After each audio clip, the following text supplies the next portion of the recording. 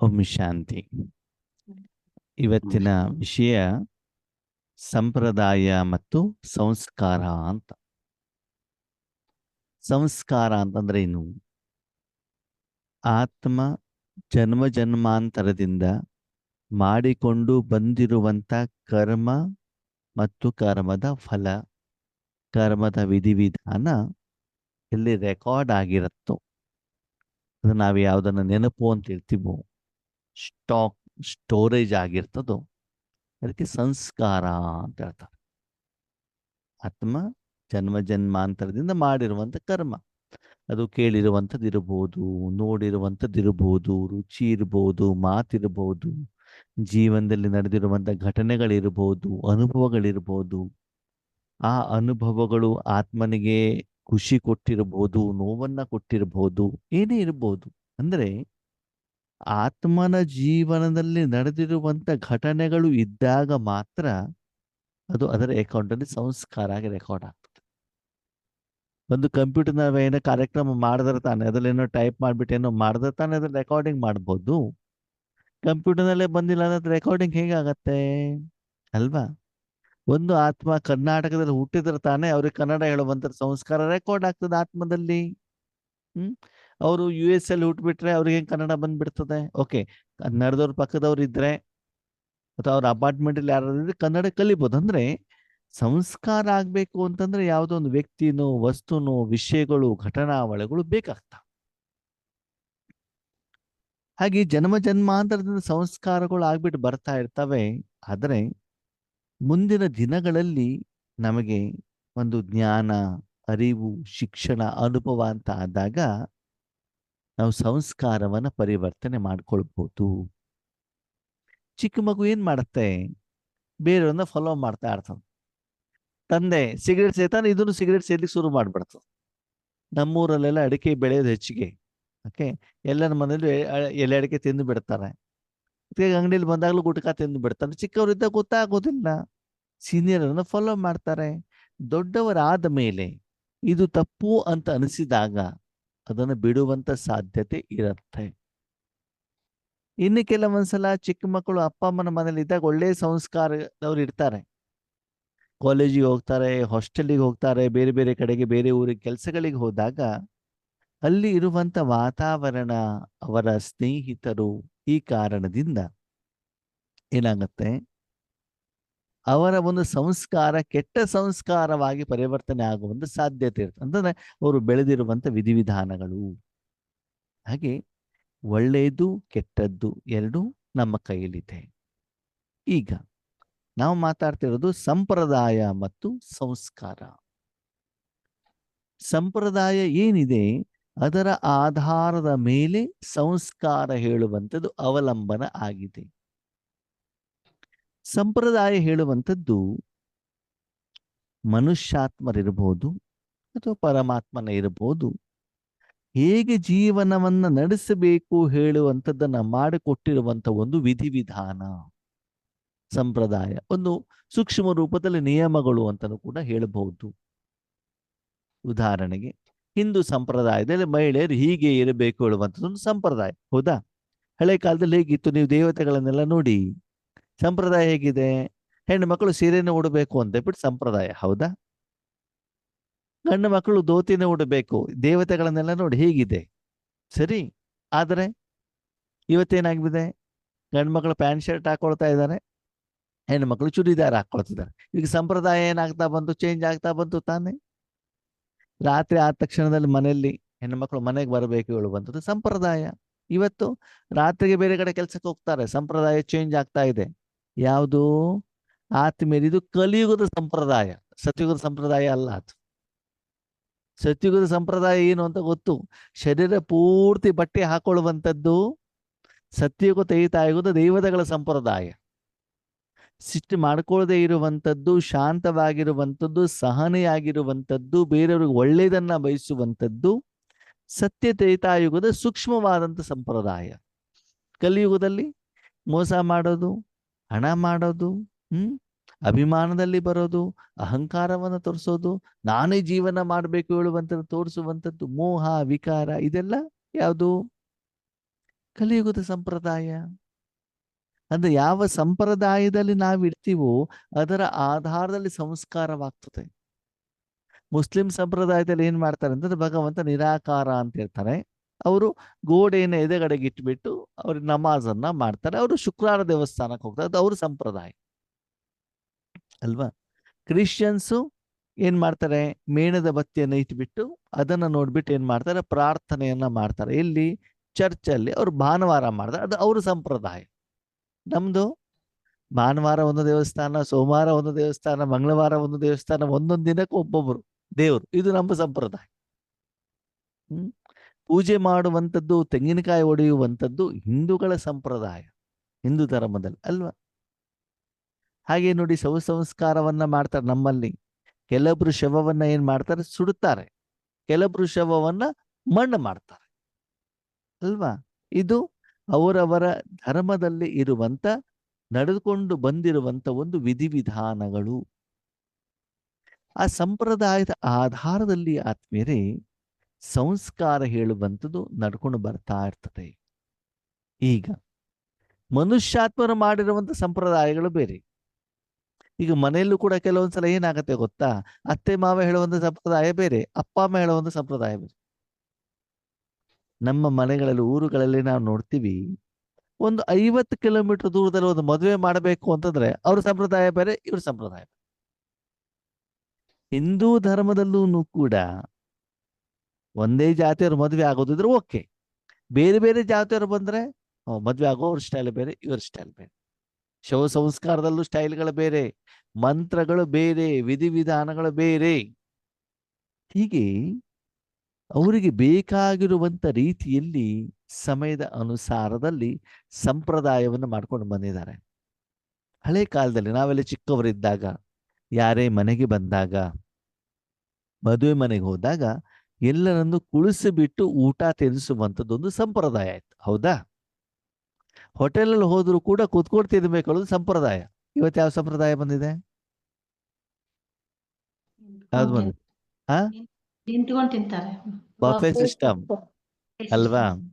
ಈಗ ಊಟ ತಟ್ಟೆ ಹಿಡ್ಕೊಂಡು ನಾವು ಅಲ್ಲಿ ಹೋಗ್ಬೇಕಾಗಿದೆ. ಅವ್ರು ಊಟಕ್ಕೆ ಬರ್ಲಿಕ್ಕೆ ಬರೋದಿಲ್ಲ, ನಾವು ಹೋಗ್ಬೇಕಾಗಿದೆ ಬೇಡ್ಕೊಂಡು ಊಟ ಅಂತ. ಈ ಸಂಪ್ರದಾಯ ಏನಾಗ್ಬಿಟ್ಟಿದೆ ಹೇಳಿ, ಇವತ್ತು ಚೇಂಜ್ ಆಗಿದೆ ಅಲ್ವಾ. ಆ ಸಂಪ್ರದಾಯಕ್ಕೆ ತಕ್ಕಾಗಿ ಆದ್ಮೇಲೆ ನಮ್ಮ ಸಂಸ್ಕಾರನೂ ಕೂಡ ಏನಾಗ್ತಾ ಹೋಗ್ತದೆ, ಚೇಂಜ್ ಆಗ್ತಾ ಹೋಗ್ತದೆ. ಈಗ ಭಗವಂತನ ಪ್ರಶ್ನೆ, ನೀವು ನಿಮ್ಮ ಜೀವನದಲ್ಲಿ ಶಾಂತಿ, ಸುಖ, ಸಂತೋಷ, ಆನಂದ, ನೆಮ್ಮದಿ ಬೇಕೋ ಬೇಡವೋ ನಿಮಗೆ? ಬೇಕು. ಬೇಕು. ಅವಾಗ ಅದಕ್ಕೆ ತಕ್ಕಾಗಿ ಸಂಸ್ಕಾರ ಚೇಂಜ್ ಆಗ್ಬೇಕೋ ಬೇಡವೋ? ಆಗ್ಬೇಕು. ಸರಿ, ಅದಕ್ಕೆ ತಕ್ಕಾಗಿ ಸಂಪ್ರದಾಯವನ್ನ ಚೇಂಜ್ ಮಾಡಬೇಕೋ ಬೇಡವೋ? ಮಾಡಬೇಕು. ಯಾವ ರೀತಿ? ಯಾವ ಸಂಪ್ರದಾಯವನ್ನು ಚೇಂಜ್ ಮಾಡಬೇಕು? ಸರಿ, ಭಗವಂತನ ಮಗುವಾಗೋ ಮೊದಲು ನಾವು 7 ಗಂಟೆ ಹೇಳ್ತಿದ್ವಿ. ಇವಾಗ ಎಷ್ಟು ಗಂಟೆಗೆ ಹೇಳ್ಬೇಕು? 4 ಗಂಟೆಗೆ. 4 ಗಂಟೆಗೆ 3:15 ಹೇಳ್ಬೇಕು. ಮೊದಲು ನಾವು ಎದ್ದಾಗ ಆತ್ಮೀಯರೇ, ಮೊದಲು ನಾವು ಶರೀರವನ್ನ ಸ್ವಚ್ಛ ಮಾಡೋದ್ರ ಕಡೆ ಗಮನ ಕೊಡ್ತಿದ್ವಿ, ಹೌದಾ. ಈಗಲೂ ಕೂಡ ಶರೀರವನ್ನು ಸ್ವಚ್ಛ ಮಾಡಬೇಕು. ಆದರೆ ಆದ ತಕ್ಷಣದಲ್ಲಿ ನನ್ನ ಜೀವನದಲ್ಲಿ ಮೊದಲ ಪ್ರಾಮುಖ್ಯತೆ ಆತ್ಮದ ಸ್ವಚ್ಛತೆ, ಮನಬುದ್ಧಿ ಸಂಸ್ಕಾರದ ಸ್ವಚ್ಛತೆ. ಇದಕ್ಕೆ ನಾನು ಮೊದಲ ಪ್ರಾಮುಖ್ಯತೆಯನ್ನು ಕೊಡಬೇಕು. ಅವಾಗ ಸಂಪ್ರದಾಯ ಚೇಂಜ್ ಆಗ್ಬೇಕೋ ಬೇಡವೋ? ಆಗ್ಬೇಕು. ಆಗ್ಬೇಕು. ಮುಂದೆ ನಾನು ಜೀವನ ಪೂರ್ತಿ ಶರೀರ ಅಂತ ತಿಳ್ಕೊಂಡಾಗ ಶರೀರದ ನಿರ್ವಹಣೆ, ಧನ ಸಂಪಾದನೆ, ವಸ್ತುಗಳು, ನನ್ನ ಪರಿವಾರ, ಕುಟುಂಬ, ಇದರ ಕಡೆಗೆ ನನ್ನ ಗಮನ ಇರ್ತಿತ್ತು, ಹೌದಾ. ಹೌದು. ಈಗ ನನ್ನ ಯೋಚನೆ ನಾನು ಚೇಂಜ್ ಮಾಡಬೇಕೋ ಬೇಡವೋ? ಮಾಡಬೇಕು. ಏನ್ ಮಾಡ್ಬೇಕು? ಆತ್ಮ ಶುದ್ಧ ಮಾಡ್ಕೊಳ್ಳೋದು. ಆತ್ಮದ ಶುದ್ಧತೆ, ಆತ್ಮಕ್ಕೆ ಶಕ್ತಿ, ಆತ್ಮದ ಪಾಲನೆ ವಿಶ್ವದ ಎಲ್ಲ ಆತ್ಮಗಳಿಗೂ ಕೊಡಬೇಕು ಅಲ್ವಾ. ಈ ಒಂದು ಯೋಚನೆ ಮೊದ್ಲೇನಾಗ್ತಿತ್ತು, ಅಪ್ಪನ ಆಸ್ತಿ ತಗೊಳ್ಬೇಕು, ಜಗಳ ಮಾಡಿ ಅದು ತಗೊಳ್ಬೇಕು, ಪತಿಯಿಂದ ತಗೊಳ್ಬೇಕು, ಪರ್ಸಿಂದ ಹಣ ಕೀಳ್ಬೇಕು, ಇದೆಲ್ಲ ಯೋಚನೆ ಇತ್ತು. ಇವಾಗ ಪರಮಾತ್ಮನಿಂದ ತಗೊಳ್ಬೇಕು, ಎಲ್ಲರಿಗೂ ಕೊಡಬೇಕು ಹೇಳುವಂಥದ್ದನ್ನು ನಾವು ಚೇಂಜ್ ಮಾಡಬೇಕಾಗ್ತದೆ ಆತ್ಮೀಯರೇ. ಬೇರೆಯವ್ರನ್ನ ಏಕವಚನದಲ್ಲಿ ಮಾತಾಡ್ತಿದ್ವಿ, ಇವಾಗ ಗೌರವಯುತವಾಗಿ ಮಾತಾಡ್ಬೇಕು ಅಲ್ವಾ. ಮೊದಲು ಯಾರಾದ್ರೂ ಸಿಕ್ಕಿದ್ರೆ ಏನ್ ಹೇಳ್ತಿದ್ರಿ?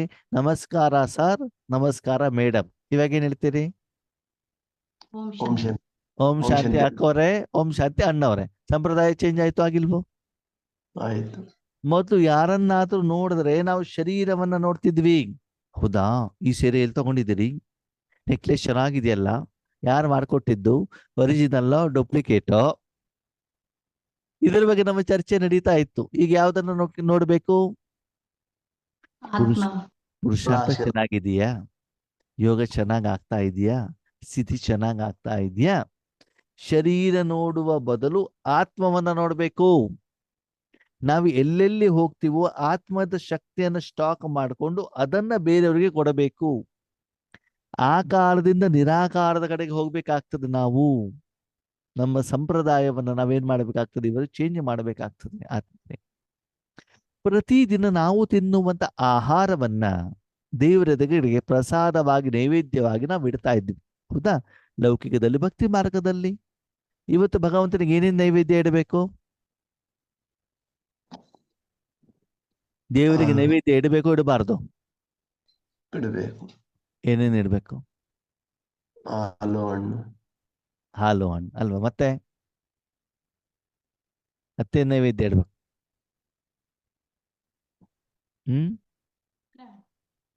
ಏನಿಡ್ಬೇಕು ನೈವೇದ್ಯ? ಮತ್ತೆ ನಮ್ಮ ನಮ್ಮ ವಿಕಾರ ಸಮಯ, ನಮ್ಮ ನಾವೇ ಸಮಯ. ಹ ಹೇಳಿ. ಸಮಯ ಸಂಕಲ್ಪ ಒಟ್ನಲ್ಲಿ ಹಾ, ನಾವೇ ಬಲಿಹಾರಿ ಆಗ್ಬಿಡ್ಬೇಕು. ಅದೇ ಸಮಯ, ನೈವೇದ್ಯ. ಸಂಕಲ್ಪ, ಶ್ವಾಸ, ಹ್ಮ್, ಕರ್ಮ, ಕರ್ಮೇಂದ್ರಿಯ, ಕರ್ಮದ ಫಲ ಎಲ್ಲವನ್ನ ನೈವೇದ್ಯವಾಗಿಡಬೇಕು ಅಲ್ವಾ?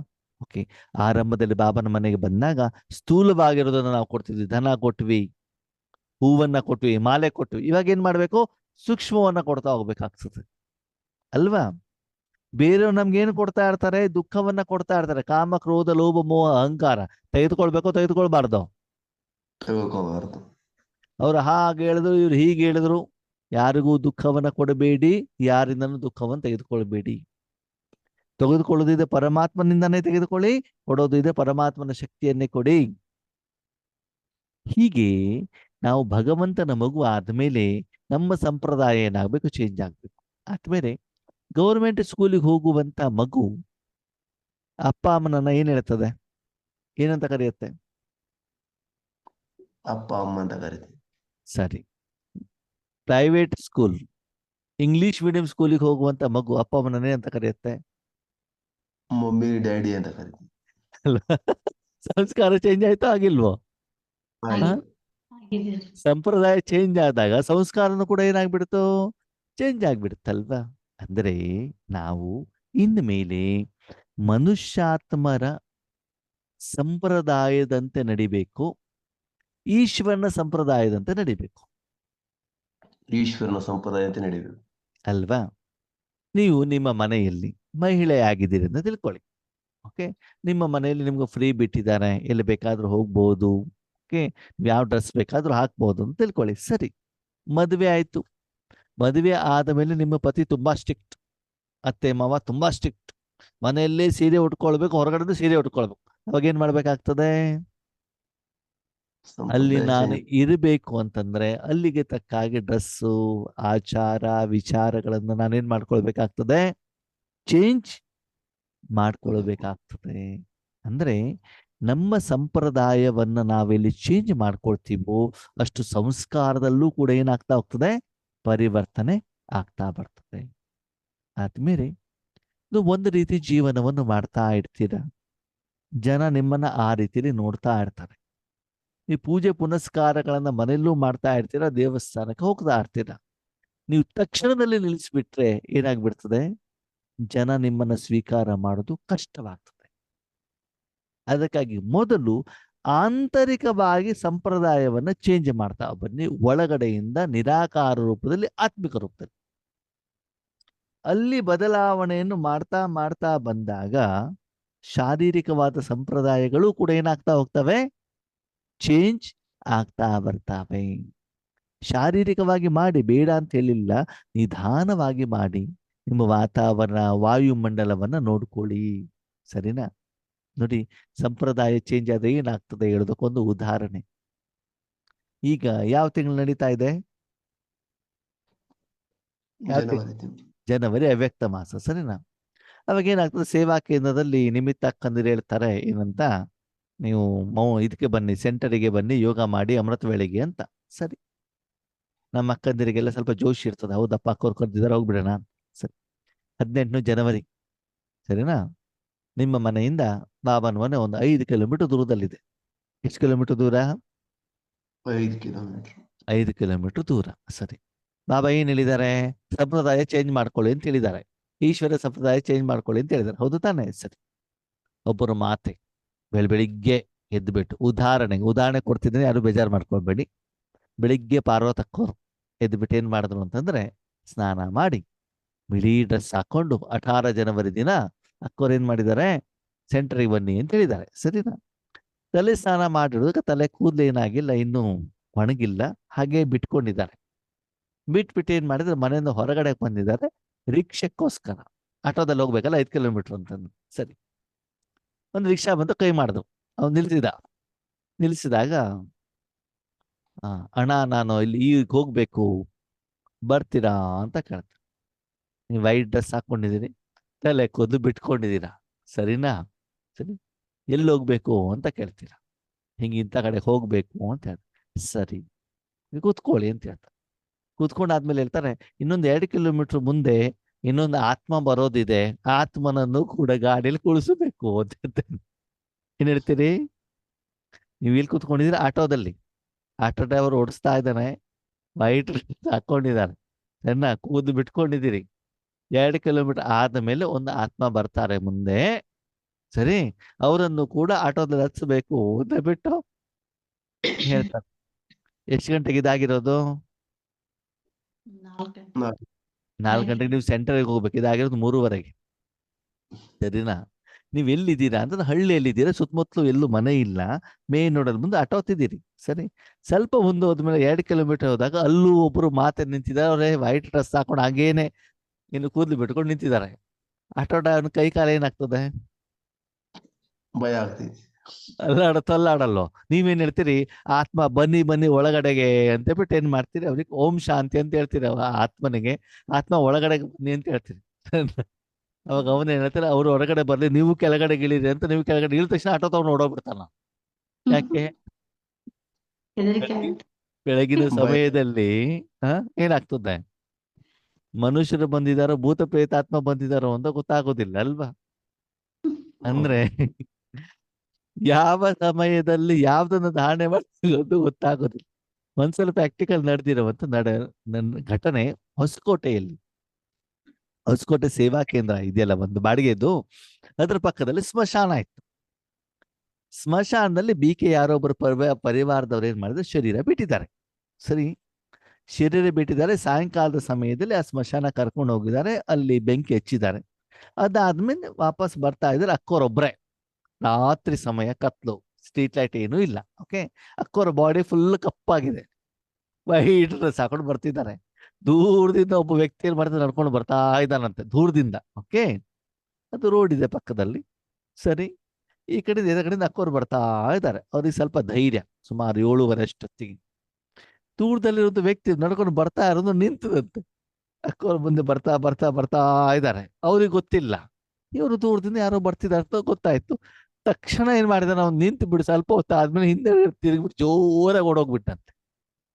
ಇವ್ರು ಯೋಚನೆ ಮಾಡ್ತಾರೆ, ಯಾಕೆ ಓಡೋದ ಇವನು ಅಂತ. ಇವರು ಸೆಂಟರ್ ಒಳಗಡೆ ಹೋಗ್ಬಿಟ್ಟು ಸ್ನಾನ ಮಾಡ್ತಿರ್ಬೇಕಾದ್ರೆ ಇವ್ರಿಗೆ ಎಷ್ಟು ನಗು ಬಂತಂತೆ ಅಂತಂದ್ರೆ, ಇವರು ಸ್ಮಶಾನದ ಕಡೆಯಿಂದ ಬರ್ತಾ ಇದ್ದಾರೆ, ವೈಟ್ ಡ್ರೆಸ್ ಹಾಕೊಂಡು ಬರ್ತಿದ್ದಾರೆ ದೂರದಿಂದ. ಕತ್ತಲೆ ಸಮಯ, ಶರೀರ ಪೂರ್ತಿ ಕಪ್ಪಾಗ್ಬಿಟ್ಟಿದೆ, ಕಪ್ಪಿದೆ. ಓಕೆನಾ? ಆವಾಗ ಅವ್ರು ನೋಡಿದಾಗ ಅವ್ರೇನ್ ತಿಳ್ಕೊಂಡ್ರು, ಅದು ಭೂತ ಅನ್ಕೊಳ್ಳಿ. ಹೌದು ತಾನೇ? ಹಾಗೆ ಕೆಲವೊಂದ್ಸಲ ನಾವು ಧರಿಸಿರುವಂತ ಡ್ರೆಸ್ಗಳು ಆ ಸಮಯ ಸಂದರ್ಭನೂ ಕೂಡ ಏನ್ ಮಾಡಿಬಿಡ್ತದೆ ಅಂತಂದ್ರೆ, ಜನ ಬೇರೆ ಬೇರೆ ರೀತಿಯಲ್ಲಿ ತಿಳ್ಕೊಳ್ಳುವಂತ ಒಂದು ವಾತಾವರಣ, ವಾಯುಮಂಡಲ ನಿರ್ಮಾಣವಾಗ್ತದೆ. ಆ ಸಂಪ್ರದಾಯನ ಏನಾಗ್ಬಿಡ್ತದೆ ಅಂತಂದ್ರೆ, ಕೆಲವೊಂದ್ಸಲ ನೆಗೆಟಿವ್ ಸಂಸ್ಕಾರ ಬರುವಂತ ಸಾಧ್ಯತೆಗಳು ಕೂಡ ಇರ್ತವೆ. ಅದಕ್ಕಾಗಿ ಸಂಪ್ರದಾಯವನ್ನ ಯಾವ ಸಮಯದಲ್ಲಿ, ಎಲ್ಲಿ, ಯಾವ ರೂಪದಲ್ಲಿ ಅಳವಡಿಕೆ ಮಾಡಬೇಕು, ಧಾರಣೆ ಮಾಡಬೇಕು ಹೇಳುವಂತ ಒಂದು ಜ್ಞಾನ, ಪರಿಜ್ಞಾನ, ತಿಳುವಳಿಕೆಯನ್ನು ಕೂಡ ನಮ್ಮಲ್ಲಿ ಇರಬೇಕಾಗ್ತದೆ ಆತ್ಮೀಯರೇ. ವಿಶೇಷವಾಗಿ ಈಶ್ವರೀಯ ಸಂಪ್ರದಾಯವನ್ನ ನಾವೇನ್ ಮಾಡ್ಬೇಕಾಗ್ತದೆ? ವೈಯಕ್ತಿಕವಾಗಿ, ಆಂತರಿಕವಾಗಿ, ಈಶ್ವರೀಯ ಪರಿವಾರದಲ್ಲೇನೆ ನಾವು ಅದನ್ನ ಏನ್ ಮಾಡ್ಬೇಕು? ಧಾರಣೆ ಮಾಡ್ತಾ ಹೋಗ್ಬೇಕಾಗ್ತದೆ ಅಲ್ವಾ? ನೀವು ಸೆಂಟರ್ಗೆ ಹೋಗ್ಬಿಟ್ಟು ಆಂಟಿ ಅಂಕಲ್ ಅಂದ್ರೆ ಹೆಂಗಿರ್ತದೆ ಅಲ್ವಾ? ಮದುವೆ ಮನೇಲಿ ಹೋಗ್ಬಿಟ್ಟು ವೈಟ್ ಡ್ರೆಸ್ ಹಾಕೊಂಡು ಹೋದ್ರೆ ಹೆಂಗಿರ್ತದೆ? ಅದೇ ಬಾಬನ ಮೇಲೆ 18 ಜನರಿಗೆ ಎಲ್ಲರೂ ವೈಟ್ ಡ್ರೆಸ್ ಹಾಕೊಂಡು ಬಂದಾಗ ನೀವು ರೇಷ್ಮೆ ಸೀರೆ ಉಟ್ಕೊಂಡು ಮದುವೆ ಮನೆ ಹೆಂಗ್ ಡೆಕೋರೇಷನ್ ಮಾಡ್ಕೊಂಡು ಬಂದ ಹೆಂಗಿರ್ತದೆ ಹೇಳಿ ನೋಡೋಣ ಅಲ್ವಾ? ಚೆನ್ನಾಗಿರಲ್ಲ. ಯಾವ ಸಮಯದಲ್ಲಿ ವಾತಾವರಣಕ್ಕೆ ತಕ್ಕಾಗಿ ನಮ್ಮ ಶರೀರವನ್ನ ನಾವು ರೆಡಿ ಮಾಡ್ಕೊಳ್ತೀವೋ ಅದೇ ರೀತಿ ಆದ್ಮೇಲೆ ವಾತಾವರಣಕ್ಕೆ ತಕ್ಕಾಗಿ ನಮ್ಮ ಮನಸ್ಸು ಬುದ್ಧಿಯನ್ನು ಕೂಡ ನಾವೇನ್ ಮಾಡ್ಬೇಕಾಗ್ತದೆ? ಬದಲಾವಣೆ ಮಾಡಬೇಕಾಗ್ತದೆ.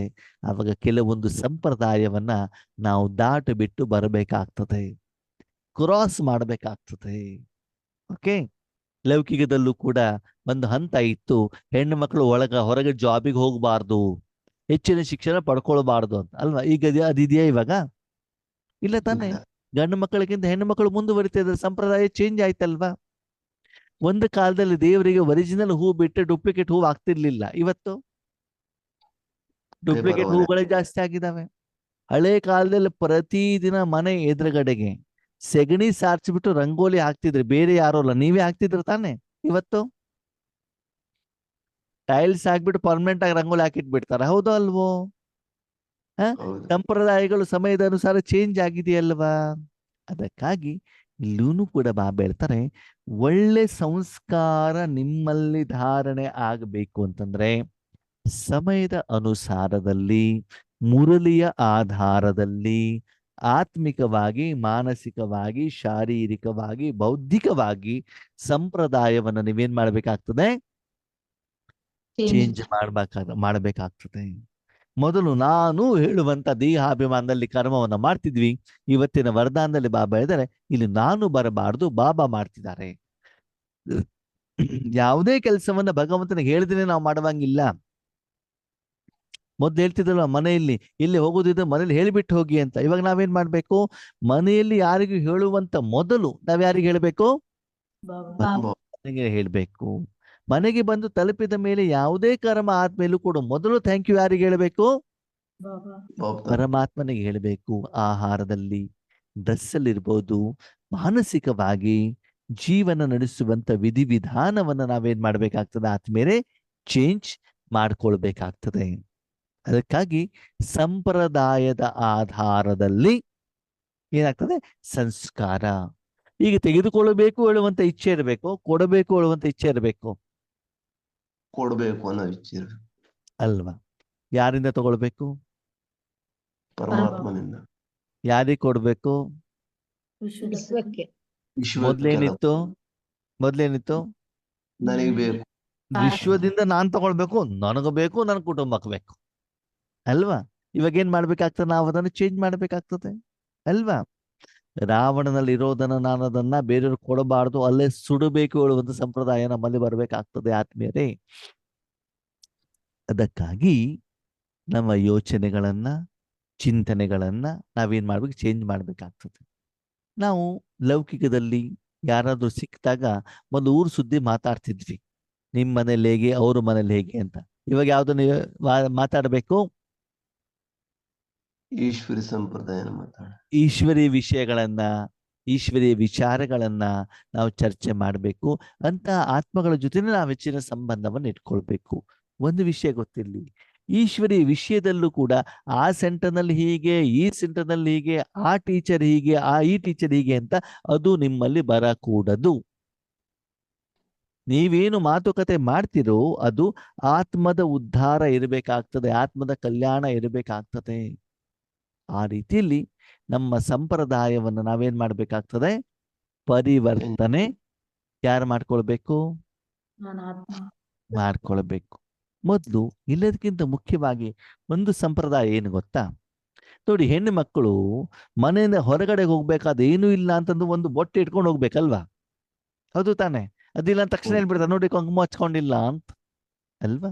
ಹಾಗೆ ಸದಾ ಕಾಲ ನಮ್ಮ ಜೊತೆಗೆ ಯಾರಿರ್ಬೇಕು? ಪರಮಾತ್ಮ ಇರು. ಮನಸ್ಸಿನಲ್ಲಿ ಪರಮಾತ್ಮ ಇರಬೇಕಾಗ್ತದೆ. ಈ ಸಂಪ್ರದಾಯವನ್ನು ಕೂಡ ನಾವು ತೆಗೆದುಕೊಂಡು ಹೋಗ್ಬೇಕಾಗತ್ತೆ. ಅಂದ್ರೆ ಇಲ್ಲಿವರೆಗೆ ಸಮಯಕ್ಕೆ ತಕ್ಕ ಹಾಗೆ ಶಾರೀರಿಕ ಸಂಪ್ರದಾಯವನ್ನ ನಾವೇನು ಫಾಲೋ ಮಾಡ್ತಿದ್ವೋ ಅದೇ ರೀತಿ ಆತ್ಮಿಕ ಸಂಪ್ರದಾಯವನ್ನ ಭಗವಂತ ಏನ್ ಹೇಳಿದಾರೋ ಅದನ್ನು ನಾವು ಏನ್ ಮಾಡಬೇಕು? ಫಾಲೋ ಮಾಡಬೇಕು. ಆದ್ಮೇಲೆ ನಿಮ್ಗೊಂದು ಪ್ರಶ್ನೆ. ಲೌಕಿಕದಲ್ಲಿ ನಿಮ್ಮ ಮನೆಗೆ ಯಾರಾದರೂ ಮನೆಗೆ ಬಂದಾಗ ನೀವೇನ್ ಮಾಡ್ತೀರಿ? ನೀರು ಕೊಡೋದು. ನೀರು, ಕಾಫಿ, ಟೀ, ಜ್ಯೂಸು, ಊಟ, ತಿಂಡಿ ಕೊಡ್ತೀರೋ ಕೊಡಲ್ವೋ? ಕೊಡ್ತೀವಿ. ಓಕೆ. ಈಗಲೂ ಕೊಡಬೇಕೋ ಬೇಡವೋ? ಕೊಡಬೇಕು. ಸರಿ. ಅದ್ರ ಜೊತೆಗೆ ಬೇರೆ ಏನಾದರೂ ಸಂಪ್ರದಾಯವನ್ನ ಜೀವನದಲ್ಲಿ ತರಬೇಕಾ? ತರಬೇಕು. ಏನು? ಈಶ್ವರಿ ಯಾವಾದರೂ ಸಮಾನ ಹೇಳೋದು, ಜ್ಞಾನ ಹೇಳೋದು. ಸ್ವಮಾನ ಅಲ್ಲ. ಅವರು ನಿಮ್ಮ ಮನೆಗೆ ಬಂದಾಗ ಸ್ಥೂಲವಾದ ಆಹಾರದ ಜೊತೆಗೆ ಮಾನಸಿಕವಾದ ಶಾಂತಿ, ಸುಖ, ಸಂತೋಷ, ಆನಂದ, ನೆಮ್ಮದಿನೂ ಅವರಿಗೆ ಕೊಡಬೇಕು. ಕೊಡಬೇಕು ಅಂದ್ರೆ ಕೊಡಬೇಕು ಅಂತಂದ್ರೆ ನಿಮ್ಮ ಮನೇಲಿ ಯೋಗೇಶಣ್ಣ ಬರ್ತಾರೆ. ಯೋಗೇಶಣ್ಣಿಗೆ ಟೈಮ್ ಇಲ್ಲ, ಓಕೆನಾ? 2 ನಿಮಿಷದಲ್ಲಿ ಅವ್ರಿಗೆ ಹೋಗ್ಬೇಕು ಅಂತ ತಿಳ್ಕೊಳ್ಳಿ. ಅವಾಗ 2 ನಿಮಿಷದಲ್ಲಿ ಹೋಗ್ಬೇಕು ಅಂತಂದ್ರೆ ನೀವು ಅವ್ರಿಗೆ ಗುಲಾಬ್ ಜಾಮೂನ್ ಕೊಡ್ಬೇಕು ಅಂದ್ರೆ ಏನ್ ಮಾಡ್ಬೇಕು? ಸ್ಟಾಕ್ ಇಟ್ಟಿರ್ಬೇಕು. ಇರ್ಬೇಕು ತಾನೆ, ಇದ್ರ ತಾನೇ ಕೊಡ್ಲಿಕ್ಕೆ ಆಗತ್ತೆ. ಅದೇ ರೀತಿ ನಿಮ್ಮ ಮನೇಲಿ ಯೋಗದ ವೈಬ್ರೇಷನ್ ಇದ್ದಿದ್ದೇ ಆದ್ರೆ, ಯೋಗ ಮಾಡಿದ್ದೇ ಆದ್ರೆ, ಅಮೃತ ವೇಳೆಯಲ್ಲಿ ಪವರ್ಫುಲ್ ವಾಯುಮಂಡಲ ರೆಡಿ ಆಗಿದ್ದಿದ್ರೆ ಏನಾಗತ್ತೆ? ಅವರಿಗೆ ಅದರ ಅನುಭವ ಆಗತ್ತೆ. ಅದಕ್ಕಾಗಿ ಪ್ರತಿದಿನ ಪ್ರತಿ ಕ್ಷಣ ಹೇಗೆ ಸ್ಥೂಲವಾದಂತಹ ಆಹಾರವನ್ನ ಮನೆಯವರಿಗೆ ಕೊಡ್ತಿರೋ, ನೀವು ಮಾಡ್ಬಿಟ್ಟು ತಿಂತಿರೋ, ಬಂದವರಿಗೆ ಕೊಡ್ತಿರೋ, ಅದೇ ರೀತಿ ನಿರಾಕಾರ ಆಹಾರವನ್ನು ನಾನು ರೆಡಿ ಮಾಡಬೇಕು, ಬಂದವರಿಗೂ ಕೂಡ ಕೊಡಬೇಕು ಹೇಳುವಂತ ಮನೋಭಾವ, ಹೊಸ ಸಂಪ್ರದಾಯವನ್ನ ನಮ್ಮ ಜೀವನದಲ್ಲಿ ನಾವು ಅಳವಡಿಕೆ ಮಾಡಿಕೊಳ್ಬೇಕು. ಅದನ್ನೇ ರೀಸೆಂಟ್ ಮುರಳಿ ಬಾಬಾ ಹೇಳ್ತಿದ್ದಾರೆ, ಹೊಸ ವರ್ಷದಲ್ಲಿ ಯಾವುದೇ ಆತ್ಮ ಖಾಲಿ ಕೈಯಲ್ಲಿ ವಾಪಸ್ ಹೋಗಬಾರದು ಅಲ್ವಾ? ಇವತ್ತು ಕೂಡ ನೋಡಿ, ನಾವು ಬಾಬನ್ ನಮ್ಮ ಮನೆಯಲ್ಲಿ ಬಾಬನ್ ಮಕ್ಕಳು ಬಂದು ಏನಾದ್ರು ಒಂದು ಗಿಫ್ಟ್ ಕೊಟ್ಬಿಟ್ಟು ಕಳಿಸ್ತೀವಲ್ವಾ? ಏನು ಇಲ್ಲ ಅಂದ್ರೆ ವರದಾನಾದ್ರು ಕೊಟ್ಬಿಟ್ಟು ಕಳಿಸ್ತೀವಲ್ವಾ? ಅಥವಾ ಒಂದು ಹಣ್ಣನ್ನಾದ್ರೂ ಕೊಟ್ಟು ಕಳಿಸ್ತೀವಲ್ವಾ? ಅಂದ್ರೆ ಆತ್ಮಿಕವಾಗಿ ಪರಮಾತ್ಮನ ಶಕ್ತಿಯನ್ನು ಕೊಡಲಿಕ್ಕೆ ನೀವೇನ್ ಮಾಡ್ಬೇಕಾಗ್ತದೆ? ನಿಮಿತ್ತರಾಗಬೇಕಾಗ್ತದೆ. ಇಂಥದೇ ವಾತಾವರಣ ಇಲ್ಲಿ, ಇಂಥದೇ ವಾಯುಮಂಡಲ ಇಲ್ಲಿ, ಸದಾ ಕಾಲ ನಾನು ದಾತನಾಗಿರ್ಬೇಕಾಗ್ತದೆ. ಹೀಗೆ ಸ್ಥೂಲ ಸಂಪ್ರದಾಯದ ಜೊತೆಗೆ ಸೂಕ್ಷ್ಮ ಸಂಪ್ರದಾಯಗಳನ್ನು ಕೂಡ ನೀವು ಧಾರಣೆ ಮಾಡ್ತಾ ಹೋದಾಗ ಆದ್ಮೇಲೆ ನಿಮ್ಮ ಸಂಸ್ಕಾರ ಚೇಂಜ್ ಆಗತ್ತೋ ಆಗಲ್ವೋ? ಆಗುತ್ತೆ. ಯಾವ ಸಂಸ್ಕಾರ? ಸೂಕ್ಷ್ಮ ಸಂಸ್ಕಾರ. ಕಲಿಯುಗದ ಸಂಸ್ಕಾರದಿಂದ ಸತ್ಯುಗದ ಸಂಸ್ಕಾರಕ್ಕೆ ಹೋಗ್ತಿದ್ದಾರೆ ಅಲ್ವಾ? ಕಲಿಯುಗದ ಸಂಸ್ಕಾರದಲ್ಲಿ ಏನಿರ್ತದೆ? ಶರೀರಕ್ಕೆ ಕೊಡಬೇಕು, ಶರೀರದಿಂದ ಅವರು ಏನ್ ತಗೊಂಡು ಬಂದಿದೆ ಅಂತ ನಾವು ಯೋಚನೆ ಮಾಡ್ತೀವಿ. ಓಕೆ. ಸತ್ಯುಗದ ಸಂಸ್ಕಾರ ಏನು? ಆದಷ್ಟು ನಾವು ಅವ್ರಿಗೆ ಏನು ಕೊಡಬೇಕು? ಆತ್ಮಿಕವಾಗಿರೋದನ್ನು ಕೊಡಬೇಕು ಹೇಳುವಂತ ಮನೋಭಾವ ನಮ್ಮಲ್ಲಿ ಬರ್ತದೆ. ಅದಕ್ಕಾಗಿ ನಿಮ್ಮಲ್ಲಿ ನೀವು ಚೆಕ್ ಮಾಡ್ಕೊಳ್ಳಿ, ಪ್ರತಿದಿನ ನೀವು ಯಾವ ಯಾವ ಸಂಪ್ರದಾಯವನ್ನ ಕಾರ್ಯದಲ್ಲಿ ತರ್ತಾ ಇದ್ದೀರಿ. ಆದ್ಮೇಲೆ ಈಗ ಮನುಷ್ಯಾತ್ಮರು ಹೇಳಿರುವಂತ ಸಂಪ್ರದಾಯವನ್ನ ಕಾರ್ಯದಲ್ಲಿ ತರಬೇಕು, ಪರಮಾತ್ಮ ಹೇಳಿರುವ ಸಂಪ್ರದಾಯವನ್ನ ಕಾರ್ಯದಲ್ಲಿ ತರಬೇಕು. ಪರಮಾತ್ಮ ಹೇಳಿದ ಸಂಪ್ರದಾಯ ತರಬೇಕು. ಪರಮಾತ್ಮ ಮುಖ್ಯವಾಗಿ ಹೇಳುವಂಥದ್ದು ಆತ್ಮಿಕವಾಗಿ ಅದನ್ನ ಸಂಪೂರ್ಣವಾಗಿ ತರುವಂತ ಪ್ರಯತ್ನವನ್ನ ಮಾಡಿ. ಮ್ಯಾಕ್ಸಿಮಮ್ ಶಾರೀರಿಕವಾದ ಸಂಪ್ರದಾಯ ಏನಿದೆ, ವಾತಾವರಣ, ವಾಯುಮಂಡಲ, ಸಮಯ, ವ್ಯಕ್ತಿಯನ್ನ ನೋಡ್ಬಿಟ್ಟು ಧಾರಣೆ ಮಾಡೋದ ಕಡೆ ಗಮನವನ್ನ ಕೊಡಿ. ನಾವೇನ್ ಮಾಡ್ತೀವಿ? ಶಾರೀರಿಕ ಸಂಪ್ರದಾಯವನ್ನ ತಕ್ಷಣ ತರುವಂತ ಪ್ರಯತ್ನವನ್ನ ಮಾಡ್ತೀವಿ, ಆತ್ಮಿಕವಾಗಿ ತರೋದೇ ಇಲ್ಲ. ಆದ್ಮೇಲೆ ಬದಲಾವಣೆ ಆಗುವಂಥದ್ದು ಆತ್ಮಿಕವಾಗಿ ಮೊದಲ ಪ್ರಾಮುಖ್ಯತೆ ಕೊಡಬೇಕು, ಶಾರೀರಕ್ಕೆ ನಾವು ಮೊದಲ ಪ್ರಾಮುಖ್ಯತೆ ಕೊಡಬೇಕು. ಸಂಸ್ಕಾರದ ಬದಲಾವಣೆಗೆ ಆಧಾರ ಯಾವುದು? ಆತ್ಮನೋ ಶರೀರನೋ? ಆತ್ಮ ತಾನೆ. ಅದಕ್ಕಾಗಿ ಆ ವಿಧಿವಿಧಾನಗಳನ್ನು ಏನ್ ಹೇಳಿದ್ದಾರೆ ಅದನ್ನು ಬಾಬಾ ಹೇಳ್ತಾರೆ, ಮೊದಲು ಚೇಂಜ್ ಮಾಡ್ಕೊಳ್ಳಿ. ಓಕೆ. ಯಾರನ್ನಾದ್ರೂ ನೋಡಿದ್ರೆ ಆತ್ಮದ ರೂಪದಲ್ಲಿ ಕೊಡಿ, ನೋಡಿ. ಆತ್ಮದಲ್ಲೂ ಪವಿತ್ರ ಆತ್ಮ ಹೇಳುವಂತ ರೂಪದಲ್ಲಿ ನೋಡಿ. ಅವರು ನನ್ನ ಚಿಕ್ಕಪ್ಪ, ದೊಡ್ಡಪ್ಪ, ಅಜ್ಜ, ಅಜ್ಜಿ, ಜಾತಿ, ಮತ, ಪಂಥ, ಧರ್ಮ ಇದು ಯಾವುದು ಕೂಡ ಏನ್ ಮಾಡಬಾರ್ದು? ಮಧ್ಯದಲ್ಲಿ ಬರಕೂಡದು. ಮೊದಲು ಆ ಸಂಪ್ರದಾಯವನ್ನ ನಿಮ್ಮ ಜೀವನದಲ್ಲಿ ನೀವು ಅಳವಡಿಕೆ ಮಾಡ್ತಾ ಬಂದಾಗ ನಿಧಾನವಾಗಿ ನಿಮ್ಮಲ್ಲಿ ಆ ಆಂತರಿಕವಾದಂಥ ಸಂಸ್ಕಾರಗಳು ಏನಾಗ್ತಾ ಹೋಗ್ತವೆ, ಚೇಂಜ್ ಚೇಂಜ್ ಆಗ್ತಾ ಹೋಗ್ತವೆ. ಓಕೆ, ಸಂಸ್ಕಾರ ಚೇಂಜ್ ಆಗ್ಲಿಕ್ಕೆ ಕಾರಣ ಯಾರು? ಆತ್ಮ. ಆತ್ಮನೆ. ನಾವು ಯಾರ ಜೊತೆಗೆ ಹೆಚ್ಚಿನ ಸಮಯ ಇಡ್ತೀವೋ ಆ ಸಂಸ್ಕಾರ ನಮ್ಗೇನಾಗ್ತಾ ಹೋಗ್ತದೆ ಚೇಂಜ್ ಆಗ್ತದೆ. ಅಲ್ವಾ? ನಾನು ಹೆಚ್ಚಿನ ದಿನ ಆಂಧ್ರದಲ್ಲಿದ್ದು ತೆಲುಗು ಮಾತಾಡಲಿ ಶುರು ಮಾಡಿಬಿಡ್ತೇನೆ. ಯಾಕೆ ಹೇಳಿ? ಬರೀ ಅದೇ ಮಾತು. ತೆಲುಗುನಲ್ಲೇ ಪ್ರಶ್ನೆ ಕೇಳ್ತಾರೆ, ಯಾಕೆ ಅವಾಗ ತೆಲುಗುನಲ್ಲೇ ಮಾತಾಡ್ಬೇಕಾಗ್ತದೆ. ಓಕೆ, ನಿಧಾನಕ್ಕೆ ತೆಲುಗು ಬರ್ತಾ ಹೋಗ್ತದೆ. ಅದೇ ಕರ್ನಾಟಕಕ್ಕೆ ಬಂದ್ಬಿಟ್ರೆ ಕನ್ನಡ ಬರುತ್ತೆ. ಕನ್ನಡ ಮಾತಾಡಲಿ ಶುರು ಮಾಡು. ಅದಕ್ಕಾಗಿ ಪರಮಾತ್ಮನ ಸಂಸ್ಕಾರ ನಿಮ್ಮಲ್ಲಿ ಬರಬೇಕು ಅಂತಂದ್ರೆ ಪರಮಾತ್ಮನ ನೀತಿಗಳು, ನಿಯಮಗಳು, ಶ್ರೀಮತಗಳು ಏನಿದ್ದಾವೆ ಅದರ ಅನುಸಾರ ನಡೀತಾ ಹೋದಾಗ, ಅದನ್ನು ಒಂದು ಸಂಪ್ರದಾಯ ಅಂತ ತಿಳ್ಕೊಂಡಾಗ, ಅದನ್ನು ಮಾಡಬೇಕು ಅಂತ ಮನಸ್ಸಿನಲ್ಲಿ ಅಚಲ ನಿಶ್ಚಯ, ದೃಢ ವಿಶ್ವಾಸ, ದೃಢ ಸಂಕಲ್ಪ ಇದ್ದಾಗ ನಿಧಾನವಾಗಿ ನಿಮ್ಮ ಸಂಸ್ಕಾರ ಏನಾಗ್ತಾ ಹೋಗ್ತದೆ, ಪರಿವರ್ತನೆ ಆಗ್ತಾ ಹೋಗ್ತದೆ. ಅದಕ್ಕಾಗಿ ಪರಮಾತ್ಮನ ಸಂಪ್ರದಾಯ ಏನಿದೆ ಅದನ್ನೇನು ಮಾಡ್ತಾ ಹೋಗಿ ಕಾರ್ಯದಲ್ಲಿ ತರ್ತಾ ಹೋಗಿ. ಯಾರಾದ್ರೂ ಮನೇಲಿ ಬಂದ್ರೆ ಪರಮಾತ್ಮನ ಸಂಪ್ರದಾಯ ಏನಿದೆ? ತಿಲಕ ಇಡ್ಬೇಕಲ್ವಾ? ತಿಲಕ ಇಡ್ತಾರಲ್ವ ಸ್ಥೂಲವಾಗಿ, ಶಾರೀರಿಕವಾಗಿ. ಒಂದು ಹೂವನ್ನ ಕೊಡುವಂಥದ್ದು, ತಿಲಕವನ್ನ ಇಡುವಂಥದ್ದು ಏನು? ಬಾಬನ ಮನೆ ಸಂಪ್ರದಾಯ. ಅದೇ ಲೌಕಿಕದ ಸಂಪ್ರದಾಯ ಯಾವುದು? ಒಳಗಡೆ ಬರ್ತದೆ. ಹೆಣ್ಣು ಮಕ್ಕಳು ಹೋಗ್ಬೇಕಾದ್ರೆ, ಬಂದ ತಕ್ಷಣ ಹೋಗ್ಬೇಕಾದ್ರೆ, ವಾಪಸ್ ಹೋಗ್ಬೇಕಾದ್ರೆ ಅರಿಶಿಣ ಕುಂಕುಮ ಕೊಟ್ಟುಬಿಟ್ಟು ಉಡಿಯನ್ನ ತುಂಬುವಂಥದ್ದು, ಅದು ಶಾರೀರಿಕವಾದ ಒಂದು ಸಂಪ್ರದಾಯ ಅಲ್ವಾ? ಇಲ್ಲಿ ಫಸ್ಟಿಗೆ ಬಂದ ತಕ್ಷಣ ಏನ್ ಮಾಡ್ತೀವಿ, ನಾವು ವೆಲ್ಕಮ್ ಮಾಡ್ತೀವಿ. ಅಲ್ಲಿ ಏನಾಗ್ತದೆ, ಹೋಗ್ಬೇಕಾದ್ರೆ ನಾವು ಮಾಡ್ತೀವಿ ಅಲ್ವಾ? ಅದಕ್ಕಾಗಿ ಆ ಹೋಗ್ಬೇಕಾದ್ರೆ ಸಂಪ್ರದಾಯವನ್ನು ಬಿಡ್ತಾ ಹೋಗ್ಬೇಕು, ಇದನ್ನ ತರ್ತಾ ಹೋಗ್ಬೇಕು. ಒಂದು ವಿಷಯ ಗೊತ್ತಿರ್ಲಿ, ಲೌಕಿಕದವರು ಬಂದಿದಾರಾ, ಅದೇ ಸಂಪ್ರದಾಯವನ್ನು ಕಾರ್ಯದಲ್ಲಿ ತರಬೇಕು. ಅಲೌಕಿಕ ಬಂದಿದಾರಾ, ಅವ್ರಿಗೆ ಅದೇ ಸಂಪ್ರದಾಯದ ಕಾರ್ಯದಲ್ಲಿ ತರಬೇಕಾಗ್ತದೆ. ಯಾವ ಸಮಯದಲ್ಲಿ ಯಾವ ಸಂಪ್ರದಾಯವನ್ನು ಕಾರ್ಯದಲ್ಲಿ ತರಬೇಕು ಅಂತ ನಿಮ್ಗೇನಿರ್ಬೇಕು, ಸ್ಪಷ್ಟವಾಗಿ ಅರಿವು ಇರಬೇಕಾಗ್ತದೆ. ಈ ರೀತಿ ಮಾನಸಿಕವಾಗಿ ಸಂಪ್ರದಾಯವನ್ನು ಚೇಂಜ್ ಮಾಡ್ಕೊಳ್ತಾ ಸಂಸ್ಕಾರವನ್ನು ಏನ್ ಮಾಡ್ತಾ ಹೋಗಿ, ಬದಲಾವಣೆ ಮಾಡ್ತಾ ಹೋಗಿ. ಸರಿ? ಅಚ್ಚಾ. ಓಂ ಶಾಂತಿ.